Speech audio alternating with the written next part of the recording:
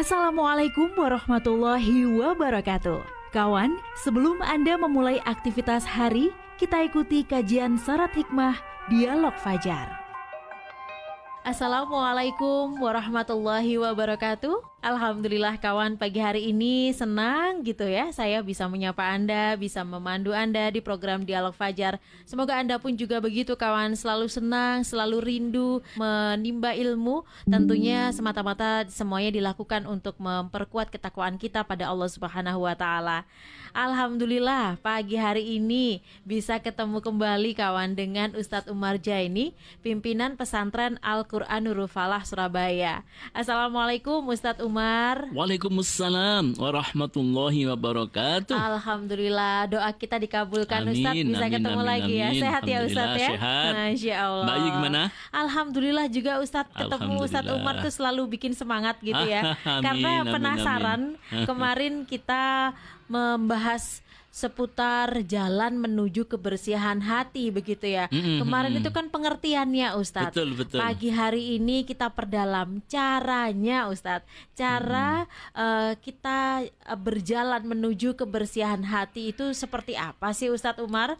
Monggo selengkapnya bersama Ustadz Umar Jaini. Terima kasih. Assalamualaikum warahmatullahi wabarakatuh. Waalaikumsalam warahmatullahi Alhamdulillah alladzi khalaqal mauta wal hayata liyabluwakum ayyukum ahsanu amala wa huwal azizul ghafur. Asyhadu an la ilaha illallah wa asyhadu anna Muhammadan abduhu wa rasuluh. Allahumma shalli wa sallim ala habibika sayyidina Muhammad wa ala alihi wa sahbihi ajma'in, amma ba'du. Bersyukur kawan, pagi ini dalam acara Dialog Fajar kita bisa terus menyambung materi yang kemarin yang sudah kita diskusikan bersama, yaitu bagaimana menuju jalan kebersihan hati atau jalan menuju kebersihan hati. Walaupun kawan, sesungguhnya materi ini tidak cukup didiskusikan ya. Betul. Tidak cukup didialogkan saja, tetapi materi kebersihan hati ini, menuju kebersihan hati ini memang harus diimplementasikan seharusnya. Jadi ya ikhtiar kita memang bagaimana yang namanya hati ini, seperti yang sudah kita sebutkan, kalau hati manusia itu bagus, maka akan tumbuh muncul perilaku-perilaku mulai dari perkataan, perbuatannya, perilaku seterusnya itu baik. Tapi sebaliknya kata Nabi, kalau hatinya itu kerasnya itu busuk ya, maka apa yang muncul dari diri seseorang itu sesuatu yang tidak baik. Nah, maka kita terus berikhtiar bagaimana agar hati kita ini menjadi hati yang bersih, seperti yang tentu semua kita menginginkan itu. Tapi memang tidak mudah, karena setiap saat selalu ada godaan-godaan untuk menyerongkan, menyelewengkan perilaku manusia itu. Hati kita ini dikotori oleh yang namanya godaan-godaan setan. Nah, maka kawan, para ulama sepakat bahwa untuk membersihkan hati itu diawali dengan taubat, lahir dan batin. Taubat atas seluruh perbuatan-perbuatan, apakah perbuatan maksiat, perbuatan-perbuatan yang dilarang oleh Allah, itu kita bertobat. Artinya apa? Menyesali apa-apa yang telah kita lakukan yang melanggar, baik hal-hal urusan-urusan hukum-hukum Allah ataupun hukum-hukum yang di kemasyarakatan ini. Jadi mungkin kita pernah melanggar apa, atau pernah berbuat apa, atau apa sajalah yang pernah kita melanggar itu, silakan direnungkan, kemudian bertaubat, menyesali, dan tidak akan melakukan lagi. Nah, itu kaitannya dengan yang hubungan dengan Allah. Jadi bertaubat hubungannya dengan dosa-dosa, kemaksiatan-kemaksiatan, perilaku-perilaku yang melanggar aturan-aturan Allah, kita bertobat kepada Allah Subhanahu wa taala, mohon ampun, dan bertekad untuk tidak akan melakukan lagi. Itu apa selesai? Belum selesai. Itu yang urusan dengan Allah. Untuk urusan dengan manusia, kalau kita memang pernah melakukan hal-hal yang menyakiti orang lain atau menipu orang lain, maka kalau punya hutang ya harus dilunasi, tidak cukup dengan tobat, Mbak Ayu. Iya, betul Ustaz. Masya Allah. Kalau punya salah juga harus minta maaf kepada yang bersangkutan. Tidak cukup bertobat saja, sama dengan yang tadi itu. Nah, maka hubungan dengan Allah, bertobat hubungan dengan Allah selesai yang kaitannya dengan melanggar aturan-aturan Allah. Tetapi yang hubungannya antar sesama manusia, kita mesti harus berhubungan dengan manusia tadi, ya maka harus meminta relanya. Ya kalau kita punya tanggungan, ya tanggungannya harus diselesaikan. Jadi ulama sepakat bahwa untuk memperbaiki hati, membersihkan hati itu jalan utamanya yaitu bertobat. Yang kedua, memperbanyak tambahan amalan sunnah. Amalan-amalan sunnah. Ada sholat sunnah, banyak sekali kan sholat sunnah itu, di samping sholat sunnah rawatib, yaitu sholat sunnah yang mengiringi sholat fardu. Kemudian juga banyak sekali yang sholat sunnah, ada sholat sunnah duha, ada tahajud, ada witir, ada hajat dan seterusnya. Dan itu ditambah amalan-amalan sunnahnya itu. Kemudian ada puasa juga begitu, ada puasa Senin Kamis, ada Yaumul Bid dan seterusnya. Itu banyak puasa-puasa yang sunnah. Begitu juga amalan-amalan yang lain, anjuran Nabi untuk senang bersedekah dan seterusnya. Ini untuk melatih membersihkan hati kita. Yang ketiga kata ulama yaitu memperbanyak zikir. Kembali, zikir ini memang sudah disebutkan tadi di dalam Al-Quran bahwa orang-orang yang beriman itu hatinya tentram dengan mengingat Allah. Nah, lalu bagaimana agar kita bisa berzikir dengan baik sehingga kemudian bisa membersihkan hati kita itu memang ada ilmunya, Mbak Ayu. Jadi ada ilmunya yang disebut dengan ilmu tasawuf. Ilmu tasawuf, ya ini namanya ilmu, ya silakan saja yang setuju, silakan diimplementasikan, dicoba, sedangkan yang tidak setuju mungkin punya cara yang lain, ya tidak apa-apa, dengan cara-cara untuk mendekatkan diri kepada Allah. Jadi ada ulama tasawuf itu memberikan arahan, memberikan panduan dengan ilmunya, ya samalah dengan ilmu-ilmu yang lain. Kalau untuk membaca Al-Quran dengan baik, perintahnya kan warattilil Qur'ana tartila, bacalah Al-Quran dengan tartil. Nah dengan tartil bagaimana? Kita yang nggak punya ilmunya ya nggak bisa. Nah maka ulama di bidang tajwid memberikan panduan ilmunya. Oh ini cara membaca Quran dengan tartil. Bagaimana makharijul hurufnya, sifatul hurufnya dan seterusnya. Waqaf itidak dan seterusnya itu ada panduannya. Begitu juga ilmu fikih, ada kitab-kitab fikih. Ilmu tafsir, ada kitab-kitab tafsir. Ilmu hadis, ada kitab-kitab ilmu tentang hadis. Nah, ini ulama juga memberikan panduan bagaimana agar akhlak kita itu bagus, hati kita menjadi bersih. Ada yang namanya disebut dengan ilmu tasawuf. Ya, sebagai bimbingan agar bagaimana bisa menuju jalan membersihkan hati. Nah, kawan, dalam dunia tasawuf untuk membersihkan hati itu di samping melaksanakan syariat, tentu sholat, zakat, puasanya itu tidak boleh lepas karena itu menjadi fondasinya. Nah, di samping syariatnya kuat, maka juga dilakukan dengan membersihkan indera latifah. Masih ingat latifah? Masya Allah. Latifah itu kan indera yang halus. Ya, indera yang halus. Kemudian dengan kehalusan latifahnya tadi itu, indera latifah tadi dengan melalui zikir, sehingga dengan zikir yang terus istiqomah, maka dia akan membekas secara nyata yang kemudian muncul menjadi akhlak mulia. Nah kawan, ada 7 lapisan, ada 7 latifah Ya. dalam hati manusia itu sekali lagi dalam konsep tasawuf.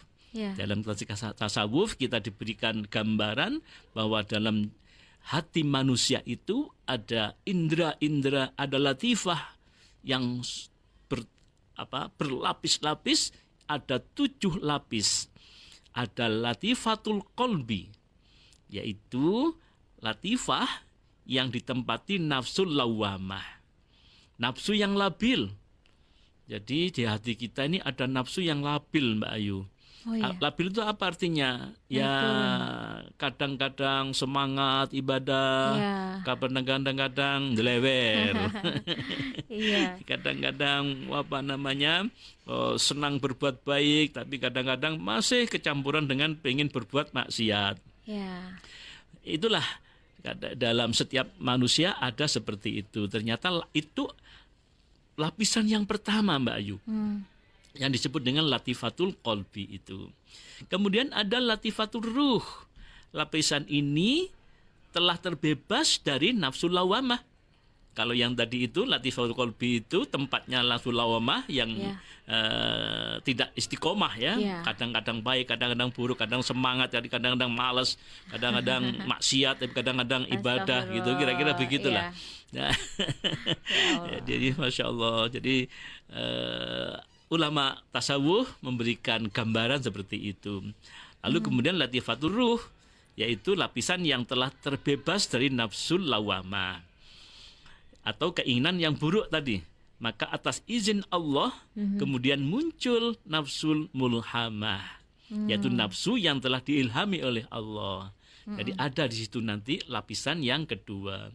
Ada lapisan yang ketiga, latifatul sirri, yaitu lapisan hati yang telah mengalami ketenangan. Kira-kira Mbak Yu sudah tenang belum? Insya Allah sudah. Alhamdulillah. Alhamdulillah. Sudah bersih tingkat ketiga ya. Oh gitu ya Ustaz. Ya itu Jadi pagi tenang. ini Ustaz. Nggak tahu kalau siang Wah, nanti Ustaz. lama muncul lagi. Iya. Panik lagi nggak jadi tenang Ustaz. Itulah. Masya Allah. Jadi kadang-kadang kita ini masih belum bisa mengendalikan ketenangan kita. Betul. Ketika menghadapi berbagai macam kehidupan ini. Kadang-kadang Betul. kita masih tersulut emosi, tersulut, kadang-kadang ingin berbuat yang tidak baik. Nah itu memang ada lapisan yang seperti itu dalam hati kita ini. Tapi bagi yang sudah bisa membersihkan hati, masuk pada latifatul sirri tadi itu, hatinya tenang. Nah berikut ada latifatul kafi, yaitu merupakan tempat tinggalnya nafsu mardiyah, yaitu jiwa yang sangat puas, nafsu yang mendapatkan ridho Allah, tenang kemudian mendapatkan ridho. Nah, itu lapisan yang keempat. Kemudian ada lagi, naik lagi, ada lapisan latifatul ahfa, yaitu merupakan tempat tinggalnya nafsu kamilah, nafsu yang sudah mencapai tingkat sempurna keimanannya. Masya Allah. Jadi ada orang-orang yang tertentu yang sudah masuk lapisan hatinya itu latifatul ahfa. Sudah tenang, sudah istiqomah orangnya ini. Kemudian sudah mendapatkan ridho. Nah, masuklah ke latifatun yang keenam, latifatun nafsi. Atau latifatun natiqatun nafsi, yaitu pada lapisan hati keenam ini, latifatun nafsi merupakan tempat tinggalnya nafsu amarah bisu. Sebagai kesempatan iblis untuk menggoda manusia dengan sifat-sifat buruk. Jadi Mbak Ayu, ternyata walaupun sudah terus orang ini mendekat kepada Allah dengan zikir, dengan melampaui lapisan-lapisan tadi itu, ternyata di dalam itu nanti masih ada lapisan yang dalam, yang dimana di situ lapisan terakhir iblis untuk menggoda manusia. Jadi nggak tenang-tenang kita walaupun sudah melampaui ada lapisan-lapisan tadi itu, ternyata iblis masuk juga masih bersemayam di lapisan latifatun nafsi tadi itu. Nah, kalau sudah bisa menyelesaikan di latifatun nafsi tadi, bisa menyingkirkan nafsu amarah, bisu, maka muncullah lapisan ketujuh, yaitu latifatul qalb atau kullu jasadin, seperti yang disebutkan Rasulullah Muhammad SAW. Seluruh tubuh akan menjadi sempurna, menjadi baik ketika kita sudah memasuki latifatul qalb atau kullu jasadin. Nah, semua tadi diperlukan ikhtiar yang sungguh-sungguh, usaha yang sungguh-sungguh, mujahadah dengan berbagai macam kekuatan kita kerahkan untuk selalu ingat kepada Allah Subhanahu wa Ta'ala. Nah, itu tahapan-tahapannya memang. Dari tahapan-tahapan itu sekali lagi ini tidak hanya dibaca saja, didengarkan saja, tetapi perlu kita praktekkan sekuat tenaga kita untuk menjadikan hati kita selalu ingat kepada Allah dengan berbagai macam aktivitas yang kita lakukan, apakah di rumah, di kantor, di pasar, di mana saja, kita selalu ingat kepada Allah Subhanahu wa Ta'ala. Kalau sudah bisa begitu, maka insya Allah hati ini akan masuk di latifatun tadi yang terakhir tadi itu ya, yang sempurna. Nah, mudah-mudahan kawan, ini sekedar masih kalau kita renungkan dengan konsep lapisan ini tadi, latifah-latifah dengan 7 tingkatan ini, kayaknya kok masih jauh ya kita ini ya. Ya Allah, tapi berusaha Ustadz iya, betul. menuju ke sana ya Ustadz yang masih banyak tadi itu kan kadang-kadang semangat, kadang-kadang delewer gitu kita ini. Masya Allah, iya. Jadi Ustadz, memang itu perlu bagaimana kita bisa istiqomah terus itu untuk selalu semangat. Ini ya, mudah-mudahan kawan ini bermanfaat bagi kita, dan mudah-mudahan besok bisa ketemu lagi Mbak Ayu. Ya karena Allah. ini masih kulit-kulitnya Mbak Ayu ya, Allah, masih kerangkanya. Bagaimana apa yang harus kita lakukan di masing-masing latifah tadi itu mungkin perlu kita bahas lebih lanjut. Masya Allah, Allahumma besok bisa ketemu kembali amin, ya Ustadz amin. Jalan menuju kebersihan hati. Tadi Ustadz Umar sudah mengingatkan, diawali dengan taubat, kemudian memperbanyak amalan-amalan sunnah. Apalagi tadi ada indera halus kita itu ternyata banyak jenisnya. Semoga ada waktu kembali, besok kembali dipertemukan dengan Ustadz Umar supaya kita benar-benar bisa menuju ke jalan yang bersih kawan hatinya. Demikian dialog Fajar pagi hari ini. Kita tutup dengan doa kafaratul majlis.